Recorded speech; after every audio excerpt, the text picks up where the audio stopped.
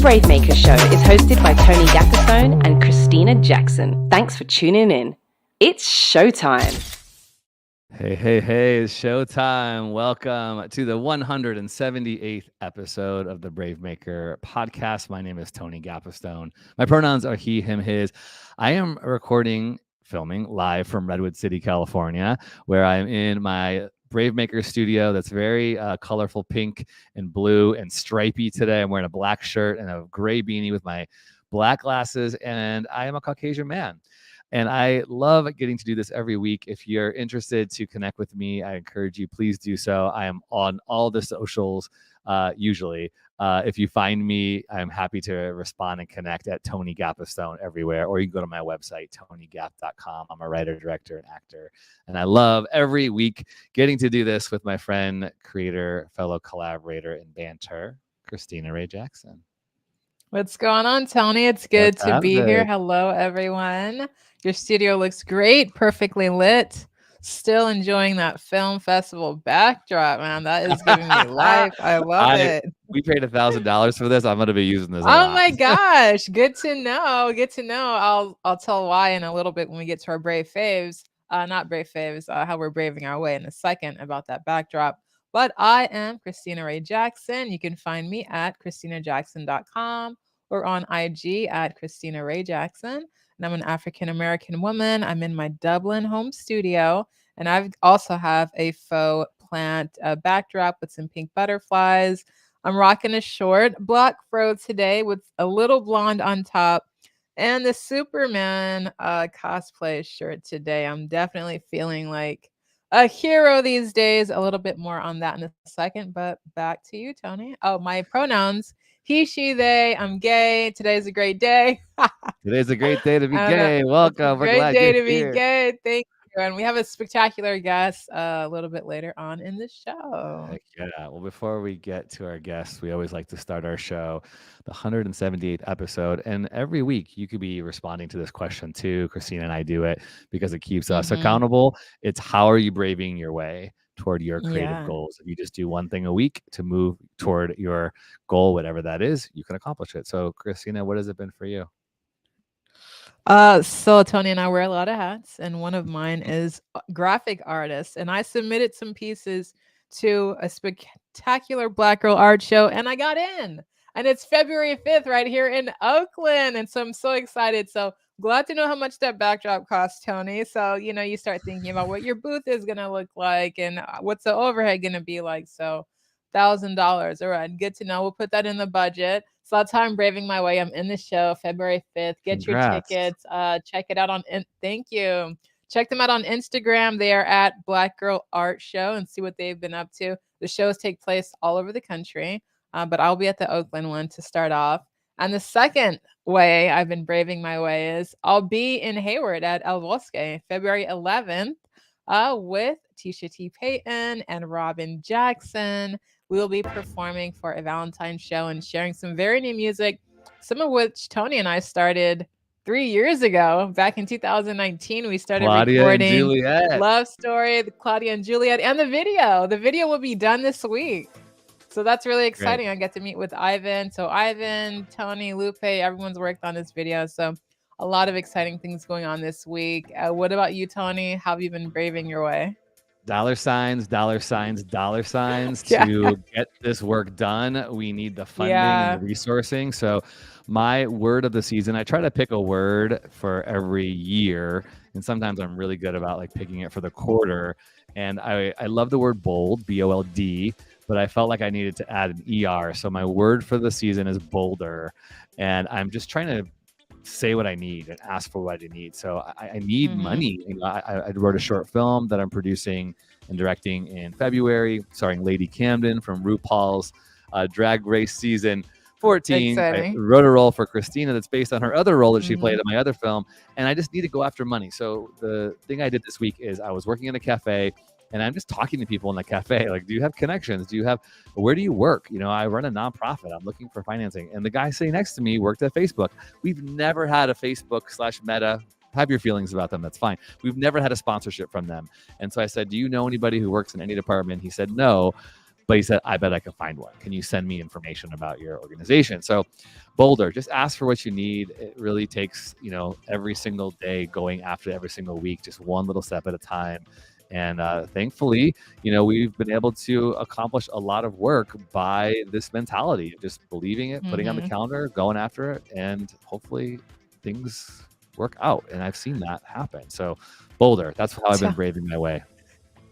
Can I be bolder right now? I'm very inspired by that. Can I say what I need? So yesterday I met with my editor. I was telling Tony for my comic book, and what I need is publishing. So if you work for Marvel or someone and you want to partner with a comic book writer who has written a very spectacular story about using love to end poverty, and it's based in Oakland. It's a California story. Find me at ChristinaJackson.com or reach out to me on Christina Ray Jackson on IG. Come on. Right. Just ask, right? Let's just start asking. Yeah. Ask for what you need. Okay, that's great. All right. And so speaking of that, I asked our next guest to come on the show. We met on social media, on Twitter. It's still around, everybody. Twitter's still here. I'm not Twitter's going anywhere. huge. Yeah. I'm still on it. Okay. So if you're still on it, find me at Tony Gavza. But I asked her, she would come on the show, got connected with our producer, Amy. Shout out to Amy. We love you. And now we have Amy. Suhashini Krishnan. Thank you so much, Suhashini, for being here. Welcome, Suhashini. Thank you both for having me.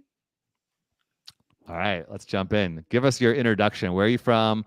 What do you do? Pronouns and physical description. Yes. Where am I from? Right now, I'm from the Bay Area. I'm a nomad at large. My pronouns are she, her. You guys did such a good job with your descriptions of like, I'm literally in just like a blue sweatshirt and jeans in my living room at present. We love. She's being very, very humble. She's rocking a gorgeous black cat eye, which I love. So let's jump in here. Also, her nickname is Sushi. So Sushi, we love stories. Some of our favorite stories are origin stories. So please tell us where you were born and raised and how your journey has uniquely prepared you for all the wonderful work you're doing in film today. Okay. Yeah, I was born in India, actually, and I lived there for the first 6.5 years of my life. And then my family moved to the US, to the Midwest, actually, and hopped around there for a few years and wound up in Michigan when I was 9. And in the whitest town in southern Michigan that I think anybody may have ever been to.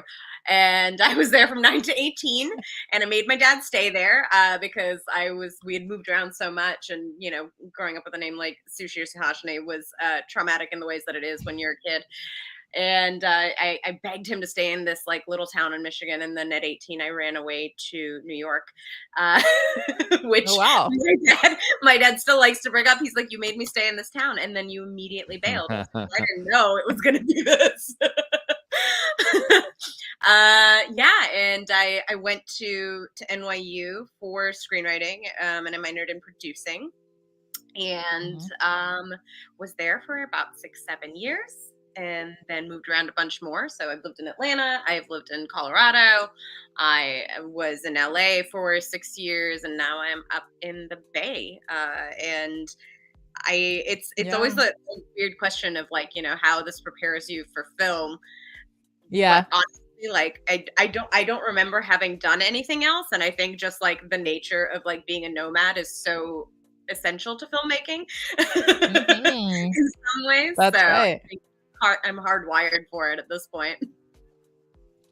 So Suhashini, I have been following you. We connected on Twitter. It was really fun. Again, there's so much negativity out there, but there's also so much beauty out there. And to the other of you who are watching live, you can definitely say hi or put questions in the comments. We'll bring them up. But it's really cool to see, you put a lot out for the Twitter community and the hashtag screenwriting community, which is really fun, which is how we connected. So I'd like to know, like, being in the Bay Area, I know you're repped in LA. Can you talk about just what it is and how it is possible for you to do, screenwriting, filmmaking in the Bay Area and live sustainably without being in New York or LA?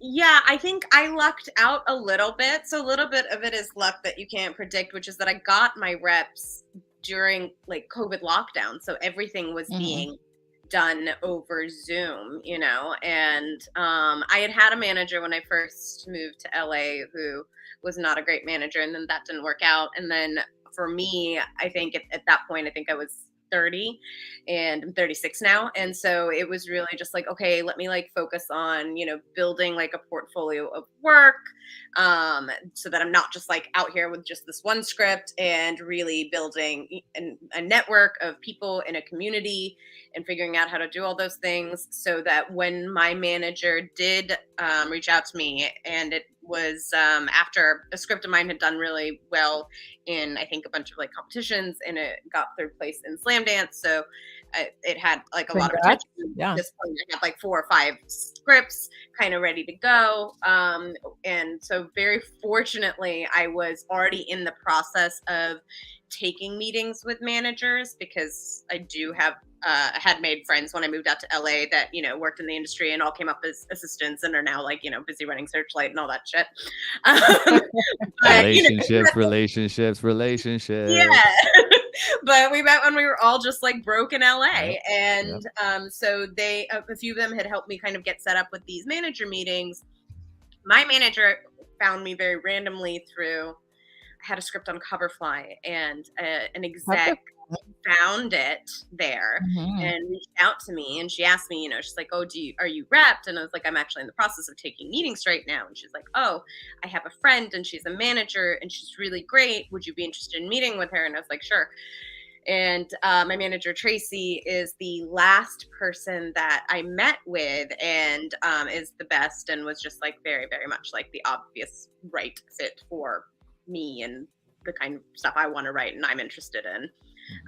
So that was a little bit of dumb luck, because literally like we were all trapped in our houses, right? Like I wasn't going out there to parties, meetings. So it just happened to, and the exec that connected us was not somebody I had ever met. She just randomly found the script, which was very lucky. So and I would say, yes, luck is a part of it. Right but, place, right time. Yeah, you put yourself on Coverfly. So those of you who do not know what Coverfly is, please Google it. This is the first I'm hearing of it. Yeah, so coverfly.com. It's where screenwriters can host their scripts. You can submit to film competitions. You can get coverage. They even have a Coverfly pitch contest. I believe it's free, and they choose people and they get you connected to executives. So I would just say you used your time wisely. You wrote and you got yourself into a place so that you were ready to be found in a way that seemed lucky, but not a lot of people even know those things exist, and they're waiting around hoping, right? So that's kind of a cool part of it. Yeah, Coverfly it's a very good resource in terms of, you have to wade through like with anything, right? Because I don't ever suggest like people apply to like every screenwriting contest, because there's lots that are just kind of scammy and whatever ones Shia LaBeouf keeps winning, maybe not those. Why is Shia LaBeouf in those contests anyways? Not fair. But there are like, it's also like you can apply to Slamdance, and like Slamdance is amazing, and obviously like they have a great reputation, and they do a lot of stuff for indie filmmakers, and there's a few other ones that are pretty like legit, and it is a great way for, I do know a lot of indie people who will go and like find scripts on Coverfly, so it's a good resource to have for sure. I love you sharing these gems. So please share with us a little bit. What kind of stories do you like to tell? What are your screenwriting stories really about? What stories really grip you that make you want to bring them to life and have caught the attention of managers and contest judges and things like that? Great question.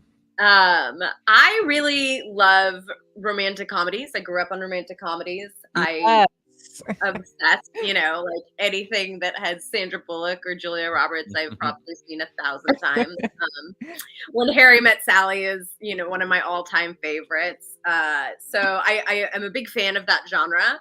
I also love these sort of like dysfunctional family comedy dramedies in that space, like things like The Family Stone or This Is Where I Leave You. Those are always my jam, and that's kind of my other sweet spot of the stuff I like to write. But kind of the more I got into my professional writing career and figured out like, okay, what are the stories you want to tell? I realized like there's all the stuff that I love, and it is almost always told through, a white lens. Like there are no romantic comedies that have South Asian leads.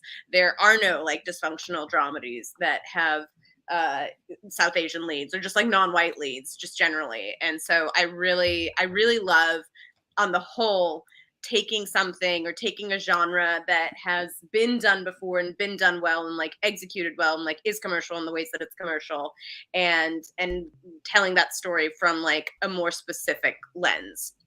So like I have one that was like a dance comedy, because I was like, oh, I love like dance movies, right? Like Step Up's super fun. And there's like 40 of them. But there wasn't one at the time. Now there are a few, which is cool. But like I had a script where I was like, okay, I just want to write a collegiate Bollywood fusion movie, and I'd never done that. And so you end up like watching all those movies, which is fun research, and reading all those scripts, which is like, it's a fun exercise, especially if you're like, I've never done this thing before, I'm going to try it. And it's not always for like with the intent to sell it, right? But yeah, so I think more articulately, just things that have commercial viability, but told with a more specific point, and told from a lens that we haven't seen. So Suhashini, you just sort of gave us a little bit of a master class in Right.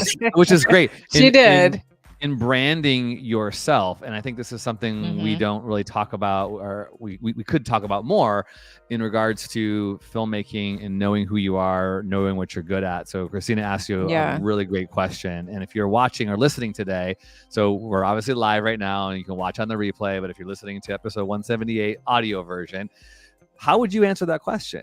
To our BraveMaker listeners and audience out there, I think it's really important to know, I write these kind of stories. I'm drawn to this kind of genre. It doesn't mean you can't write and be interested in everything, but I think it's a really important piece to know about yourself. And I wonder if you could talk a little bit about that. Like, was this in your manager relationship? Was this all in you're absorbing what it looks like to be a screenwriter, a working screenwriter? Because these things are something that I think all of us could get better at. Like when someone asks you that question, boom, laser sharp. This is what I do. Yeah. This is what you could hire me to do. This is what I'm really good at. This is my voice. This is why.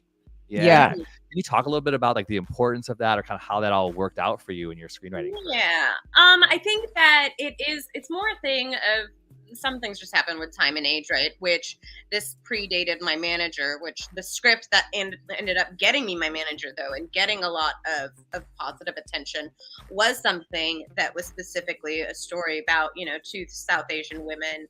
And it's, kind of like a body swap comedy, but with two Indian leads.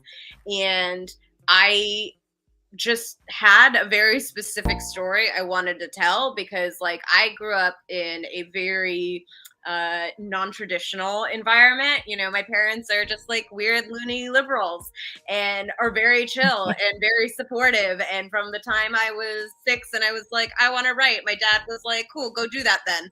And so I never had that very traditional upbringing that is the thing that you see most often when you do see South Asian representation in movies, of like very strict parents that are like hyper focused on academics. Like that wasn't my life, but it is like the life of like lots of Indian people, and it is the life of even like some people that I know that are in my family, that are in my friend circles. And so I thought it would be fun to just write a script about like, okay, what if you have one woman who grew up in a very untraditional environment and one woman who grew up in a very traditional environment, and what does that look like if they end up swapping bodies?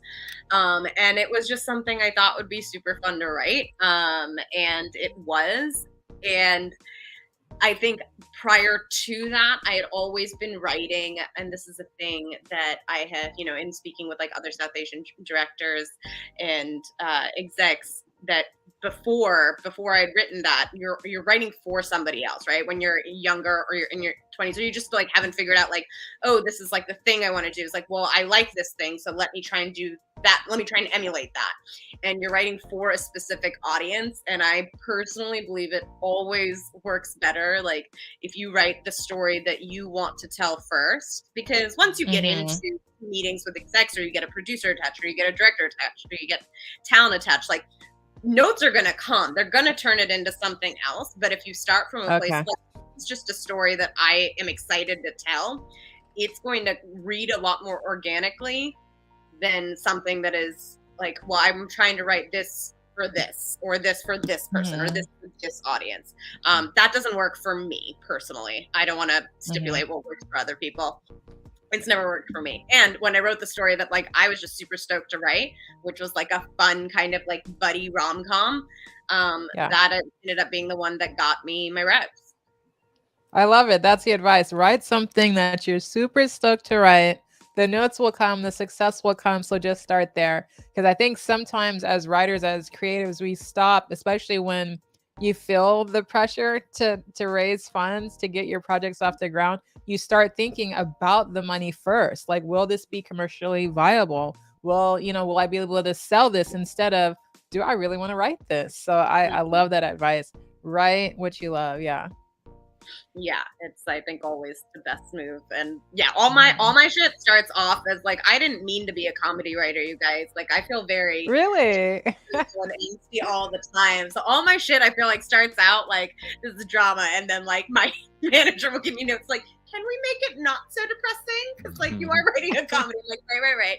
And then I go back and I put jokes in later, but like the core and like the characters, it's always like everybody's shit is fucked up. They're all emotional messes. I was just talking to our interns. We have a group of 4 interns who come every Wednesday to the BraveMaker HQ. They're watching in the other room. So interns, feel free to chime in here on this. But we were talking about how the inclination sometimes when we're writing comedy is to maybe avoid drama, but comedy needs drama, right? There needs to be dramatic moments in like almost as like a breath of fresh air to take a beat. We can't laugh consistently. We need a little bit like gasping moments or even like an emotional moment. Same thing with drama or even horror. There's times when you need to laugh in these dramas. So it's kind of cool that as you're writing these things, your manager is picking those things out, which I think is really kind of fun. I'd love you to talk about your relationship with your manager and what that looks like. A lot of people who listen or watch our show, that's obviously an end goal, but I know you said you got it through Coverfly. You did the Nichols, I think, and you Slamdance. Can you talk about just the landscape out there to get in? There's no one way to get in. There's a million different ways. So talk a little bit about what you're seeing happening and what you would, tell people who are writing to consider when it comes to how they find their way in. Yeah, I think that's tough. I'm always reticent to give advice because I feel like it's so subjective sometimes, and everybody's experience is so specific to them, right? But I will say at least I can speak to kind of where stuff is a little bit on the business side of it, if that's helpful. Yeah, business. It's really, really hard right now to like get something made. If that's your goal, is like I want to make a thing without like figuring out how to be scrappy and do it yourself, which like we are all doing, right? On the studio side or the production side, unless like it is like a Marvel thing or something that is like, a Knives Out or something that is like hyper commercial and it attracts like huge A-list cast. If it's not that, or if it's not like under 5 million, it's so hard to get anything made right now. So you either have to like write something that's very, very commercial, or something that like, somebody can look at and be like, oh yeah, we can make this thing for under $3 million. That's sort of that piece of it, which is hard. And I get that it's like, it's hard because as somebody who also loves mid-budget movies, that feels like a bummer to see as well. And everything is like changing so quickly and changing so drastically. And then there's all these mergers and stuff, which is like, I don't want to get super into that, mostly because it's complex and boring.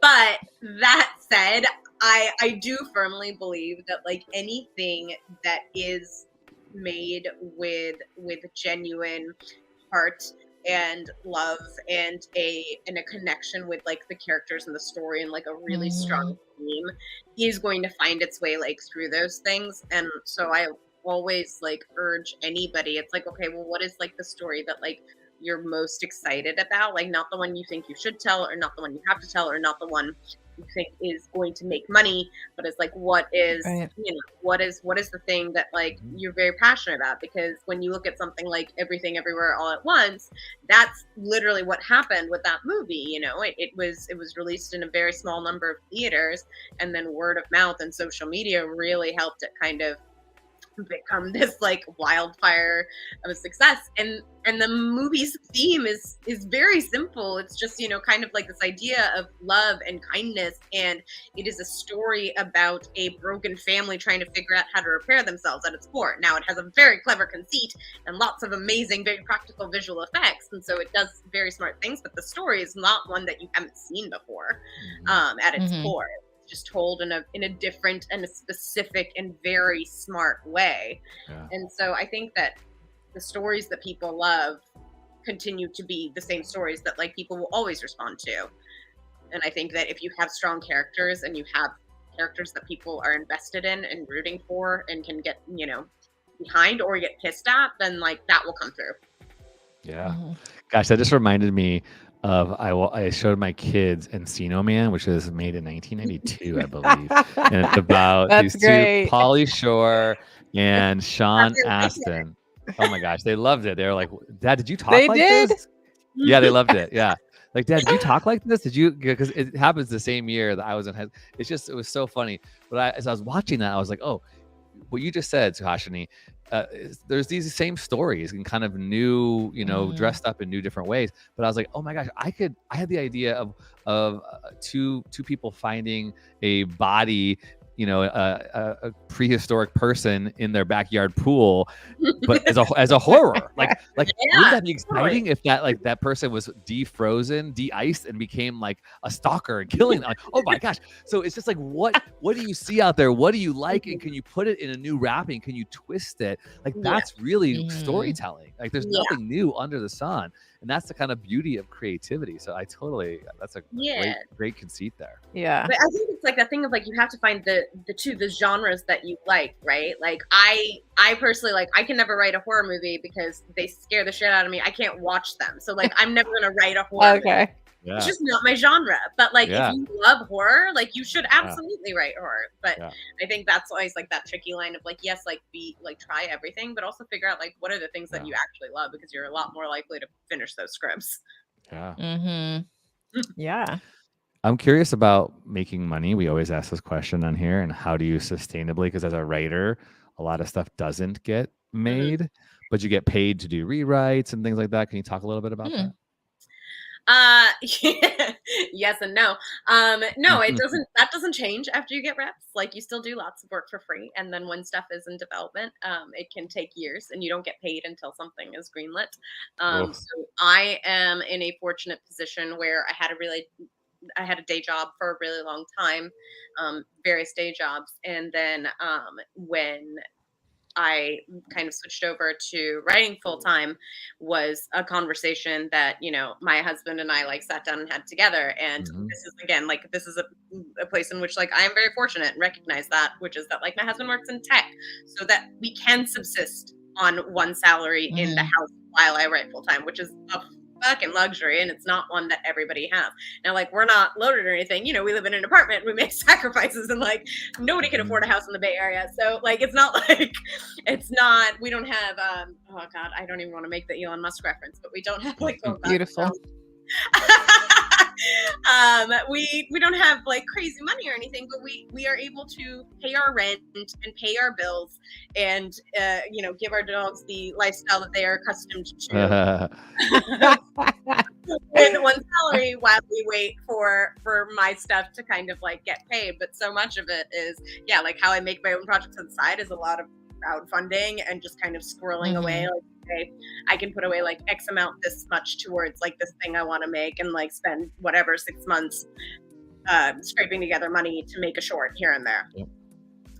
But yeah, there's no Mhm. secret sauce. You don't you don't get paid automatically once you get reps. I've been rep for 3 years now. And Okay.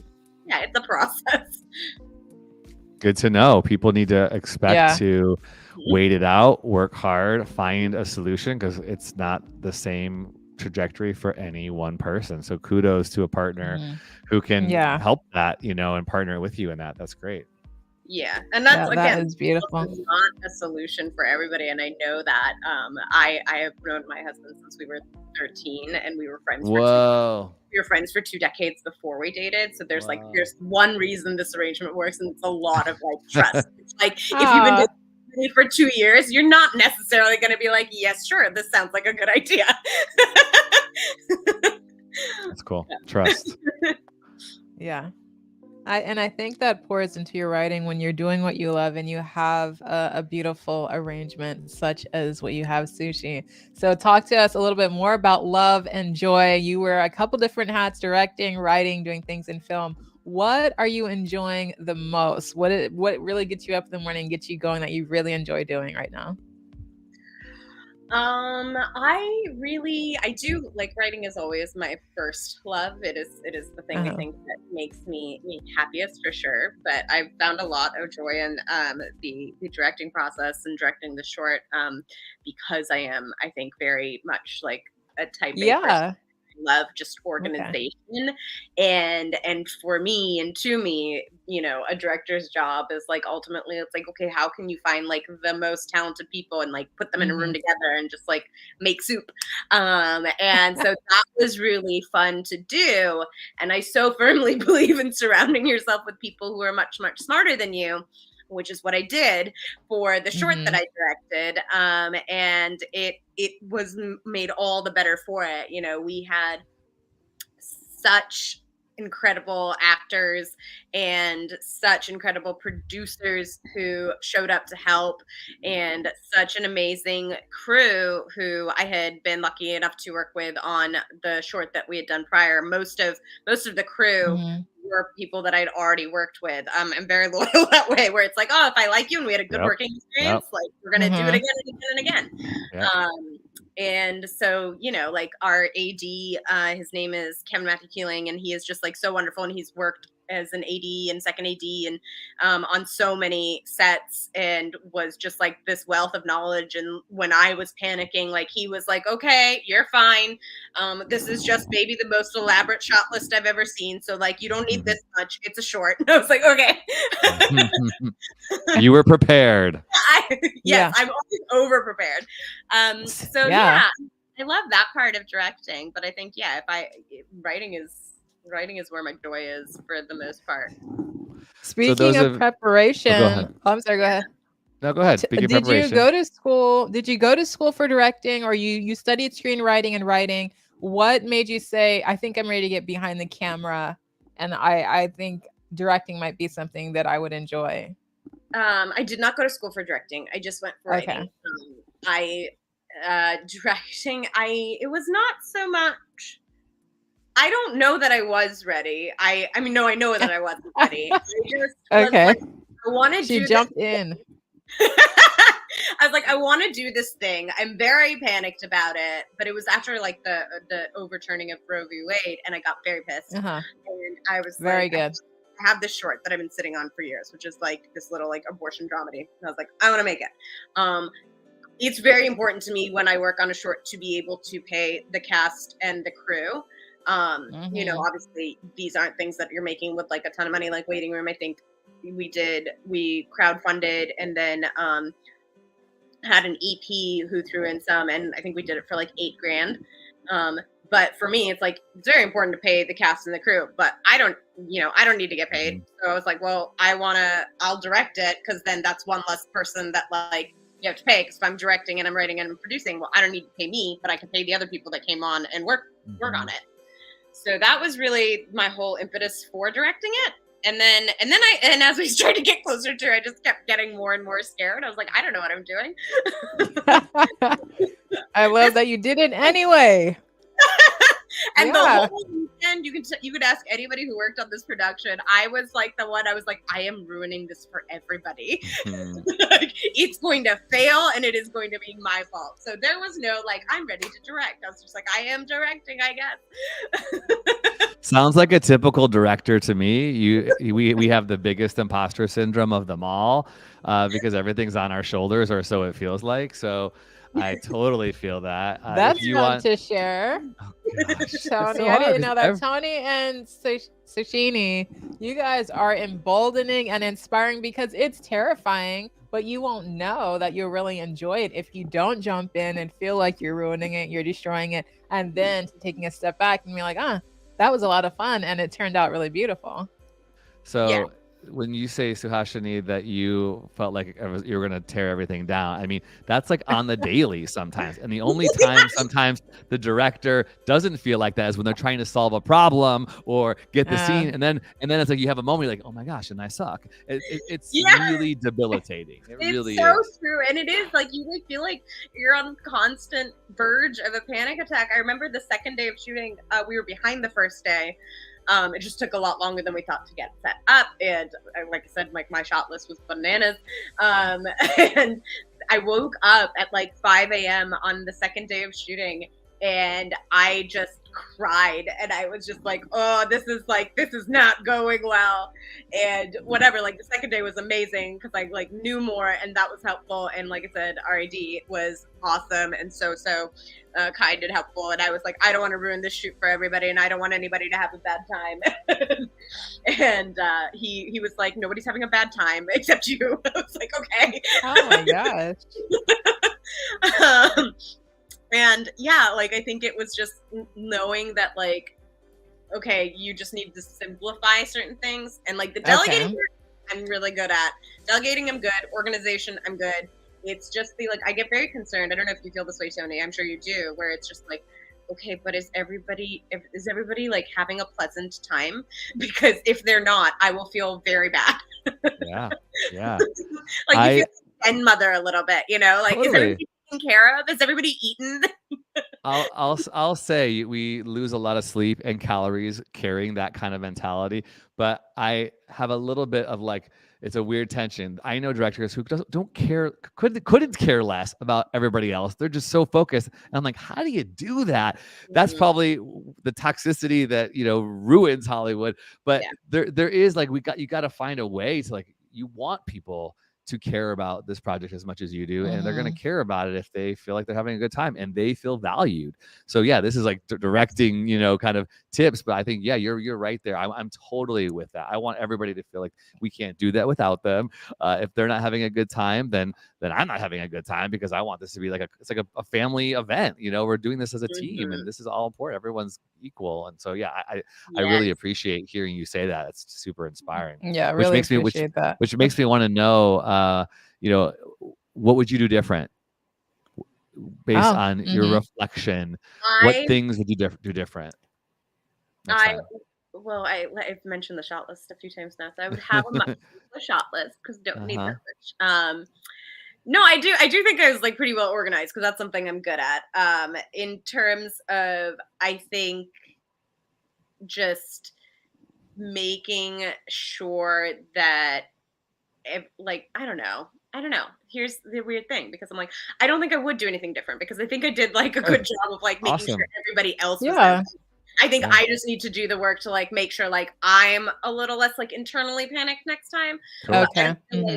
Like to your point, Tony, where you're talking about people treating people equally, like that is a huge fucking thing for me. Like for me, it's like everybody's a human being. I don't like hierarchies. I don't believe in hierarchies. So for me, it's like everybody here is here because like they are the best at like what they do, right? Whether you're in the sound department, or you're the AD, or you're a grip, like you are very, very good at what you do. And also like crew members spend more time on sets than any of us do, right? They are the ones who are on sets the most. They have way more experience on set. And I think just by virtue of like, if you treat people like they are human beings, and if you encourage and foster a set, which is the thing that I do think I'm good at, and like where it is collaborative and it feels like a community and it feels like everybody's opinion and expertise is valued and encouraged, and nobody's operating from a place of fear or tiredness or exhaustion, then I think that goes a long way in ensuring that the final product that you have is good and something that everybody can be proud of. So I think maybe, yeah, like I would probably, I don't know, maybe crack like more jokes, because I think I was very serious the whole time. I was just like, is everybody okay? Is anybody hungry? Who needs to use the bathroom? Yeah. Step up to self-care. That's what Good. you would do the next time. Just Dance party breaks over lunch or something. Yeah. yeah. Well, final question before we break into our lightning round comes from our intern guy, who asks, will you continue to be a writer in the film industry as your main profession? And is it a sustaining job? Would you recommend the same career path to someone else? Oh, that's a great question. I think yes, I will continue as writing as my main profession. You know, it is my longest love. I am trying to get into more directing stuff. Is it a sustaining job? Is sort of a depends on the day kind of stitch. Would you recommend it? Here's my thing. I think this is the advice I always give, which is like not always the most optimistic advice, but I do think it's true. If you like anything else in life as much as you like writing, and that thing pays consistently, do the other thing. If you are the type of person who's like, no, this is it, like there's nothing else that I love, because I have tried. I worked in commercial production, I have worked in nonprofit, I've worked in social work, I have worked in advertising, I have worked as a producer on outdoor adventure television. Like I have tried every other way to like, here's stable money, and let me do that thing that is like industry adjacent, and it just like didn't fill my bucket. Like writing is like the only thing that does that. So for me, there was no other option. But if there's anything you like as much as you like writing, do that. Because it's not stable. Honest. Right. That's right. You heard it here, everybody. Suhashini Krishnan, screenwriter, director, San Jose, California. Where can people find you on the interwebs? I'm still on Twitter for now. Which is, I think it's sushi _ Krish. So I put it in the check box. We got it. There you go. Yeah, and then we have our film that I didn't direct this one. My friend Greg Payton directed it, and called The Company We Keep, that we just put up on YouTube. So it is now freely available to the public after like a year of doing the film festival route. Yeah, and awesome. I'm around. My Insta is over there somewhere. Awesome. Okay, everybody. Well, don't go away. We're going to end with our Brave Faves. Brave Faves. TV shows, films, books, songs, technology, clothing, podcast, food, and more. These are a few of our favorite people, places, and things. Brave Faves. All right. I have two Brave Fave this Wednesday. And the first one is about my sister Robin. So I am very fortunate that I'm not the only singer in the family. Actually, my little sister is a phenomenal singer, and she's been written up in shout out LA. I'm so happy and proud for her. She's also my vocal instructor, and she lives right across the hall. So I'm very fortunate for that. So yeah, head over to shoutoutla.com and check out this article. Her and I and my partner, Tisha T. Payton, will be singing live February 11th at El Bosque in Hayward. And Robin will be sharing her new EP, and it will be a love fest. And I'm just so proud and so excited for little sister. So shout out to Robin. That's my first Brave Fave. Yeah, there goes the flyer. Thank you, Tony. Head over to Eventbrite and get your tickets. Search Love's Takeover. That's Love's Takeover, and get your tickets to this event. It's going to be really amazing. And let's see, my second Brave Fave. I got into the Spectacular Black Girl Art Show. Go get your tickets for that. Check out their IG. They have videos up on YouTube, really beautiful videos. I'm really, really excited to be a part of this show. I've been talking to Tony for maybe like about a year and a half about showing my work, and I haven't showed my work yet, but this is going to be my first kind of official show showing my collections. And I have fan art. I'm going to be showing my cosplay. I have some other work that I haven't revealed yet, even on my IG. So I'm excited about that. So those are my Brave faves, and that'll do it for me. And I'll pass it over to you, Tony. That's fun. So I am trying to catch up on all the movies and the buzz of Oscars and Critics' Choice and SAG Awards, all these things that are starting on. There's so many, and I'm going to Sundance next week. So that's right. We won't be here next week. I know we won't be having a show next week, but we'll be back in 2. But I watched She Said on Peacock this week, and many of you know the story. It's the true story of the New York Times and these 2 amazing journalists who were breaking the Harvey Weinstein assaults, and the work that they did to push through and find the people who would be willing to come forth and speak up and get this serial abuser and rapist behind bars. It's really done well, I think, in a way that honors the victims. It doesn't in any way sensationalize or show any of these assaults, which is good, but it's still enraging to watch and really frustrating. And it also deals with, it starts around 2016, which we all know what was happening in 2016. So I recommend it if you can stomach it, to watch it. This is part of our industry too. And just the fact that this is still going on, these things, people still don't believe women when they come forth, and how people lose their reputations and their jobs, and they're blacklisted in ways for speaking up about the harm that has been done to them. So it's called She Said on Peacock. And I think, as anybody in the industry, we need to be speaking up more and making sure we're doing this entertainment without harming people along the way. So that's my brave favorite. Absolutely. Yeah. Suhashini. I just finished and binged Fleischman is in Trouble. Nice. Which I just absolutely loved.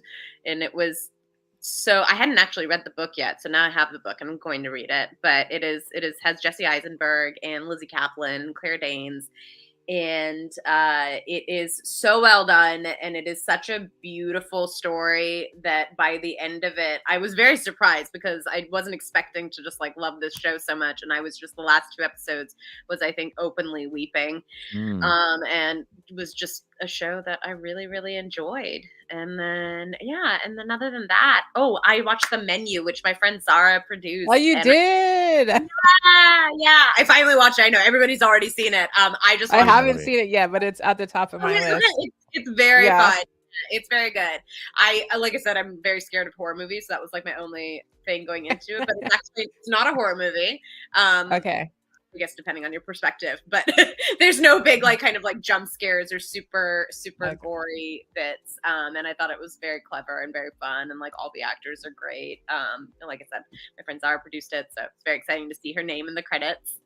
Let's get Sarah on the show. I love let's get her on the show. That's exciting. I would say Tony's seen it already. Okay. Yeah, someone asked me, "What'd you say it was about?" Because it's not really a horror, but it does have it has a little bit of thriller element. I was like, it's about creators, critics, and consumers. Ooh, that's what it's about. That's a great description. So all of us could identify with that. Yeah. Suhashini, thank you so much for being on the 178th BraveMaker podcast. Yes, this is so great. Wow. Yeah, that's awesome. Thank you so much. And hopefully we can get together in person. I know I did invite you, and you told me that it's on your calendar, July 13 to the 16th. Yes. So we will be soon announcing more of our special guests that are coming up from LA to be a part of our industry workshops. We have actors and screenwriters and producers and EP of a Netflix show right now. We'll be announcing that very soon. And we can also say now Suhashini is going to be a part of that. So come and meet Suhashini, and we should probably find a way to get together in person before that time. Yeah, maybe. I would love that. Yeah. So thanks so much. Do not go away. Everybody else who's watching and listening, thank you so much for being a part of our BraveMaker community. We are a nonprofit. We, as you heard me at the top of the show say, we depend on the sponsorship of companies, but also the individual generosity of people like you who listen. So if this is inspiring to you in any way, you want to keep hearing us, keep having these shows be available to you for free, would you consider going to your phone right now and becoming a donor? You can do $5, $10, $25 a month. Every donor that gives $25 or more just basically ends up getting free tickets to our stuff, and it basically pays for itself. So if you give, like $100, you get a VIP pass to our film festival in July. So those things all help us do our work. So go to your phone, text the word BraveMaker. That's one word to 44321. I'll say it again, 44321. If you text the word BraveMaker and become a monthly donor, it helps us to do our work. We have 2 short films happening in the next few months. We're working on our next feature film, and we love being able to talk to makers all over the world doing this stuff and offer it as a way that you can get education. By the way, our first in-person acting class, 6 of us starting tonight with teacher Tina D'Elia from San Francisco.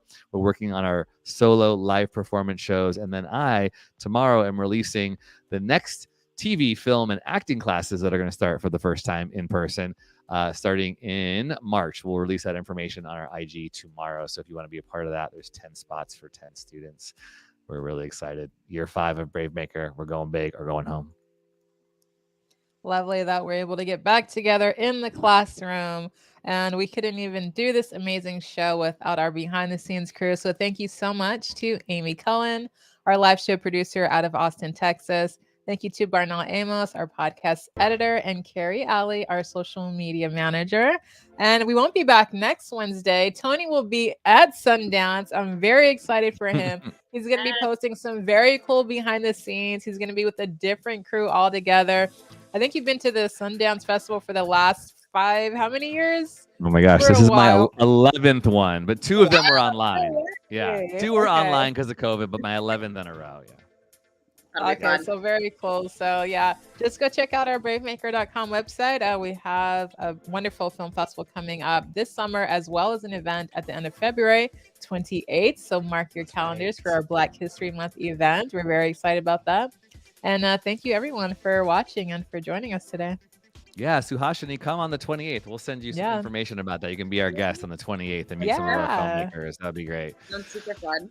And go support the Waiting Room Film. You'll see more clips from today posted on our Insta with our awesome conversation with Suhashini. This has been really, really cool. Thank you so much, Suhashini. Very cool. Yes, thank you. Yeah. Me and letting me ramble. No, it's all good. We're creators. We can handle it. It's fantastic.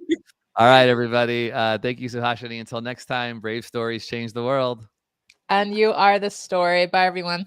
Don't go away, Suhashini, okay?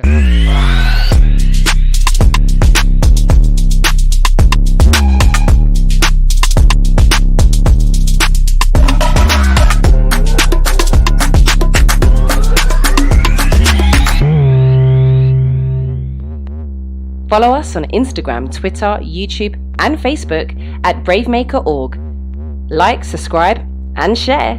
To become a monthly donor, text the word BraveMaker to 44321 or go to bravemaker.com/donate.